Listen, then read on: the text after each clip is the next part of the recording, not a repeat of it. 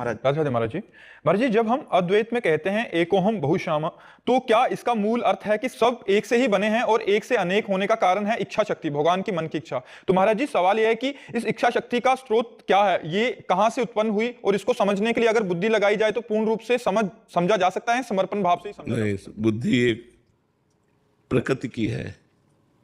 किसका प्रश्न है? बुद्धि एक प्रकृति का अंश है, वो परमात्मा को नहीं जान सकती है। जब बुद्धि में परमात्मा का स्मरण किया जाता है तो परमात्मा आकर बुद्धि में बैठ जाता है, तो परमात्मा बुद्धि से ही परमात्मा को जाना जा सकता है। और भगवान में इच्छा क्यों प्रकट हुई, ये प्रश्न नहीं बनता, क्योंकि सर्वतंत्र स्वतंत्र परमात्मा ऐसा क्यों, ये जिनको भूख नहीं है वो भूख से व्याकुल होकर मांगते देखे गए, जिनको भय नहीं है वो भय से भयभीत होते हुए देखे गए। यशोदा मैया की छड़ी से भयभीत हो रहे हैं, आंसू बहाते ऐसे देखकर रण छोड़ भगवान की लीला कर रहे हैं, जो अनंत बलशाली है, वायुकोटि महाबला। गोपाल शास्त्र नाम में भगवान का एक नाम आता है वायुकोटि महाबला, करोड़ों वायु देवताओं जैसा बल। एक वायु देवता तो पूरे त्रिभुवन को हिला। वायुपुत्र पवन पुत्र हनुमान है ना, पवन पुत्र भीम है, तो पवन देव कितने बलवान होंगे, तो वायुकोटि महाबला।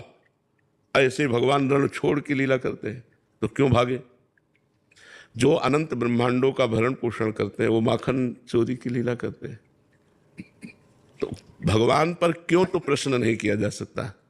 भगवान ने इच्छा की क्यों? क्योंकि एकोहम बहुश्याम। जब खेलने की इच्छा होती है तो खेल अकेले में नहीं होता है। खेलने की जब इच्छा हुई भगवान की तो अपने आप को ही जड़ चैतन्य के रूप में विस्तार कर लिया, और वो अपने आप से अपने आप में खेलते हैं, अपने आप से अपने आप का पालन करते हैं, अपने आप से अपने आप का संहार कर लेते हैं। यही ज्ञान जिसको हो जाता है वो निर्भय निश्चिंत निशोक होकर जीवन मुक्त महात्मा हो जाता है। बात समझ रहे ना बच्चा? तो भगवान ने ऐसा क्यों, ये प्रश्न नहीं बन सकता, क्योंकि फिर तो हमारे अंदर संशय ही बना रहेगा।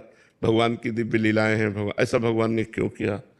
तो भगवान क्यों नहीं है? भगवान स्वाभाविक बालवत चेष्टा होती है। जैसे बालक घरौंदा बनाते हैं ना मिट्टी के गांव में, और थोड़ी देर के बाद मन भर गया, वैसे वैसे क्यों चल रही है। बैलगाड़ी जाती है, बैलगाड़ी में बैठ के आधा किलोमीटर दूर जाते, फिर वहां से पैदल लौट के आते हैं। और पूछो क्यों? बालक है, बालवत चेष्टा हो रही उनकी। बालक है, गाड़ी में बैठ के गए आधा किलोमीटर तक, फिर वहां से उतरे, पैदल चले आए। तो ऐसे बालवत जैसे चेष्टा पर प्रश्न नहीं उठ सकता कि ऐसा क्यों इतना घरौंदा बनाया, 1 मिनट में बिगाड़ दिया। बैलगाड़ी में जब पैदल ही आना है, लौट के तो चढ़ के क्यों गए?